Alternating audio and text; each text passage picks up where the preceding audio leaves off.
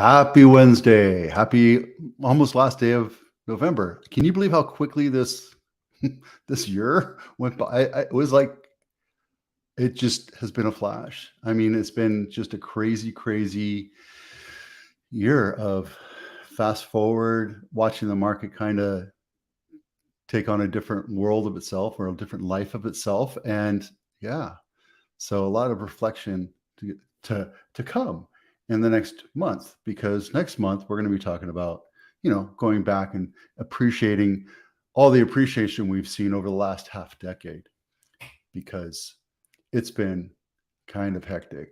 And that's really what the whole point is today. Um, I saw a TikTok. I saw a TikTok the other day, and what it said was, um, 45% of the homes.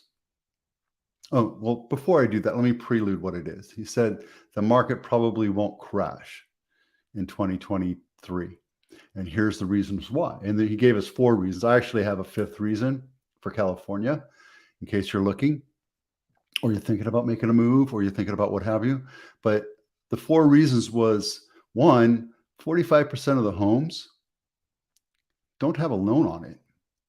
They're like free and clear. There's no lien on the property whatsoever. So we had that same thing back in 2008, but what happens next is number 2 is 97% of the homes that do have loans on it are fixed rate. They're not the toxic pick a pay. That's what was called pick a pay, right? It was option arm, where you got to pay interest only, fully amortized, neg am, or something else. I can't remember. It was so long ago. And of those homes that have loans on them are actually their rate, the interest rate's about 3%. So people, if they're in trouble, they can afford to actually rent it out, do a long-term rental. They can do, all sorts of different things with that house. It would be foolish for them to do it, because number four, which is really eye-opening, is the average equity in all of those homes is about $300,000. That's average, right? Here in California, you probably have a little bit more. You go out in St. Louis or Utah, it's probably a little bit less, but at the same time, you have equity built into that home versus in 2008, right? And number 5, which was the bonus thing that I'm bringing in, I actually did a TikTok talking about this as well. There's 40 million Californians in right now, and there's not enough houses to house everybody. It's not because of the homeless situation. It's the housing affordability situation. 1 out of 5 people can afford to buy a house right now. It makes it really difficult. It makes it really difficult for other people to be able to buy the house. But that 20%, they can afford to buy houses, and that's who's buying houses right now. They're engineers, professionals, executives, those types of people. There's contractors, people that are in the trades. They work hard. They get into, supervisory roles. They can afford to do that. They can buy into the house. What I've been telling everybody over the last week, and that's another segue into this, is the housing market's kind of picking up. You're like, Vito, you just told me to wait. No, I never told you to wait. I never told you. I said, if you could buy, you should buy. Because when the market comes back, the buyers are going to come back in droves. And of the last 4 or 5 offers that I've written, there's been multiple offers on that house. And when you're a seller and you only have 1 house, you have 0 leverage. When you have 2 or more offers on your house, then you have leverage, which is something that we use to help negotiate higher prices, better terms for you as a seller. Now that the market's coming back, sellers are back in the control. Not every house, right? So let me open this up real quick. This right here.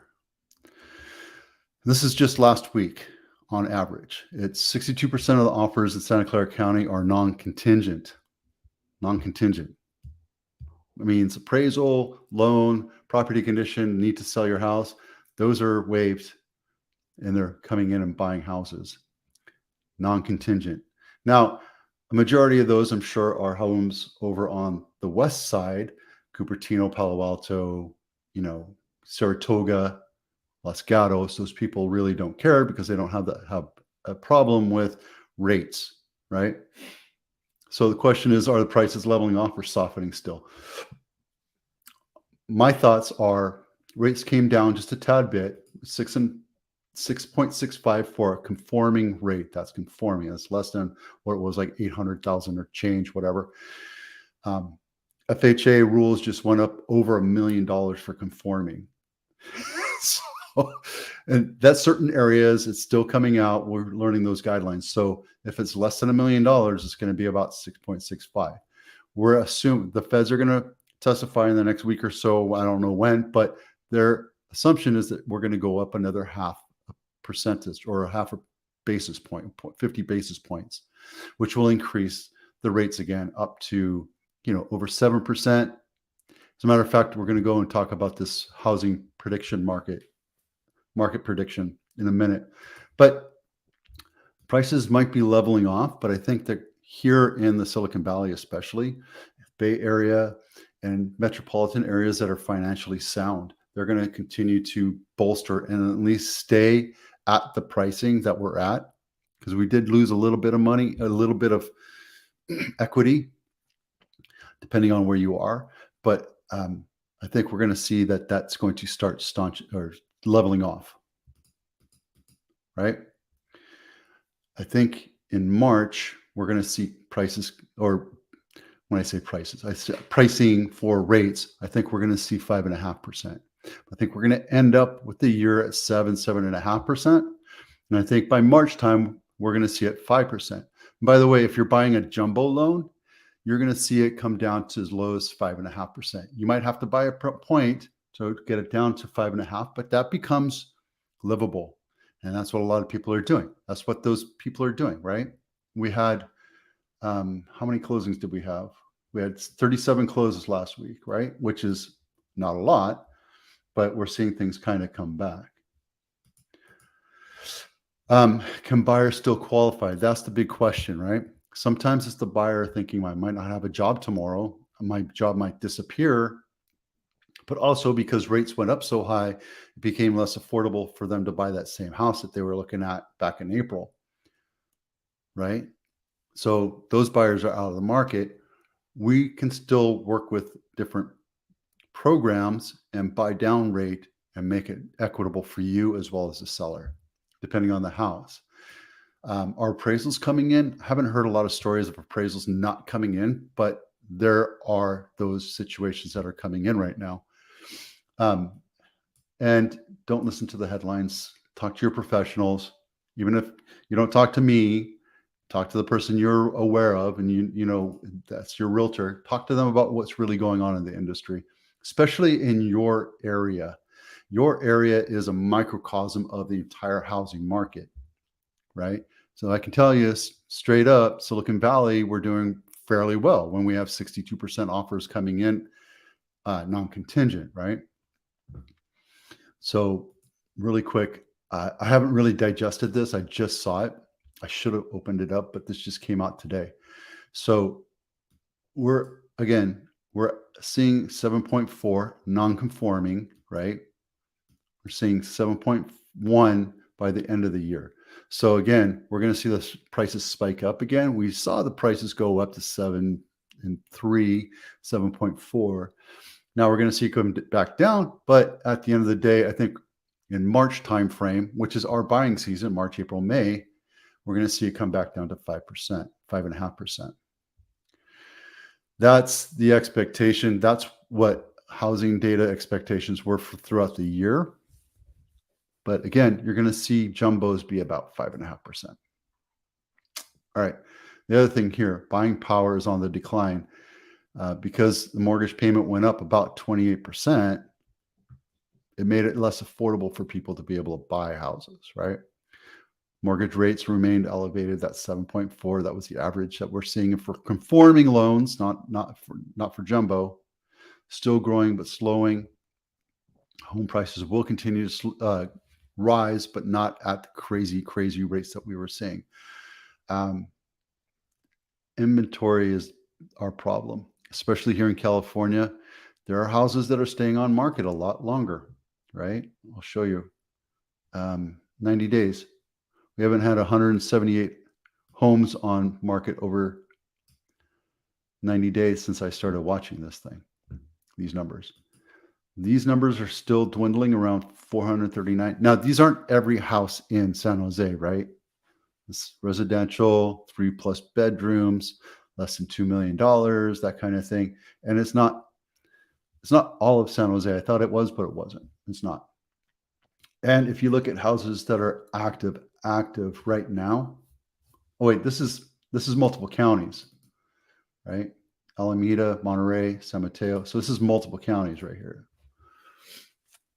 So if you look at San Jose, 346 homes for sale. That's 1.9 homes per square mile. That includes parks, but at the same time, this is just a way to give us a baseline. So you can compare these numbers to other cities and towns. For every 1,000 people, there's 1/3 of a house. So you need 3,000 people vying for a house. But that's not active homeowners looking to buy houses. Those are residents, of all ages. So overall, we're doing okay. Last year we had 107 closes. This week we only had 37. And going back a month ago, remember, a month ago, rates were 7.1, 6.88, 7.1, right? So that related to less home buyers. Now that rates are coming down, people are like, I'm going to buy it. I'm going to buy it now, right? And they might not be doing 7.7%. They're probably doing 6%. And then now they're like, holy cow, I could get it for 5.5. Maybe I should refinance. Well, probably not. Let's see. We're going to come through all this. I'm not going to spend a whole lot of time on this today. Oh, yeah. This one pissed me off. This right here. New home buyers are holding, new home sellers, the developments are holding buyers' feet to the fire to say you have to buy this house or else you're going to lose your deposit. I've always had problems with new homes. They're just, a lot of their practices are not regulated and they can do whatever they want. They have their own separate purchase contracts which favor the seller, not the buyer. And like in this situation right here, this couple right here put a down payment on a new house, and now that rates went up so high, they can't qualify anymore. And so the home seller is like, too bad, we're keeping the deposit. And I don't know if they have liquidated damages. I don't know if there's an arbitration clause or what have you, but that's why you want to use a realtor, because we have a process to help protect the buyers no matter what. And new homes, this is the Home Builders Association saying that their market's sucking too. But if you look at all the national builders right now, they're all hurting. They're giving back options to buy land. All sorts of different things are happening. So, and this is it right here too, right? It's not because of people don't want to buy houses. It's just that housing, the affordability is gone. So 2022, 21, we saw 6.2 million houses. On average, we're seeing about 6 million houses go. There's an estimation that as of year to date is 5 million. We're going to see a drop in homes sold overall. Matter of fact, it says it right here. Okay, so this is all local market predictions, right? 23 sales growth. This is in volume, number of units sold versus price growth, right? So we'll go down to San Jose area real quick. Minus 28% in volume next year. Excuse me, minus 28% in volume. And we're going to see a little bit of appreciation based on what we saw this year. But if you recall, the numbers that we saw right here, we're actually back down to about here on average. This is median across the United States. But if you look at the same chart for just Santa Clara County, it did come back down a little bit. It's very similar to this. So we're at that price point right there. So we did see a contraction, mostly on the east side of 1787. But that was expected because when you have free money for that long, that makes it really hard, right, for people to look at it. So, all right, let's go by the numbers. Hang on, let me do that real quick. Have some fun with it.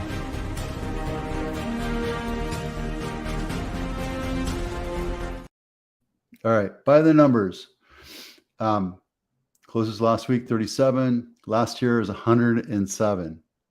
Crazy. So we're at 34% of what we were. Our transactions are way down from last year. But that's also because supply is drying up, right? And if you look up here, we still have homeowners that are refusing to acknowledge that the market's come down a little bit, especially if your house is in poor condition, especially if you're overpriced for what the market's saying. It's just going to sit on market. I am still seeing houses sell. I hosted an open house last 2 weekends ago and had 17 buyers or sets of people come through. It was busy. It was busy the entire time. I barely had time to eat my sandwich. It's been crazy. Market's back. Houses are being bought. So don't think that it's not happening.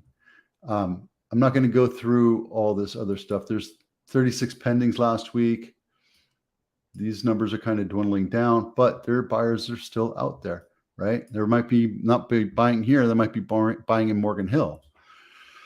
So Tampa and one other one, Nashville, are the only cities that saw a net increase from last week in supply.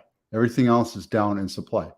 But again, this is the holiday season where it's natural progression for us to see a reduction in supply because typically what happens, they wait until March, April, May to sell their houses, right? The sellers will hold off until that time frame. Different areas have different selling seasons. Like in San Francisco, I think it's August, September, October is their season. Ours happens to be and always has been March, April, May. So houses are coming, the supply is coming down, rates are coming down. Houses are still selling though, right? I'm going to estimate that it's all about the same numbers here. So if there's any questions you have, that's probably all I'm going to talk about today because I got stuff to do. Let's see. Yeah. So I'm Vito Scarnecchia with the Avatano Group, powered by Compass. If you have any questions about buying, selling, what have you, we have financial intelligence program coming up. It's a seminar to help people understand finances from small business to home ownership to being, like home economics, like learning how to live within your means. If you're interested in that, let us know. We'll see you out there.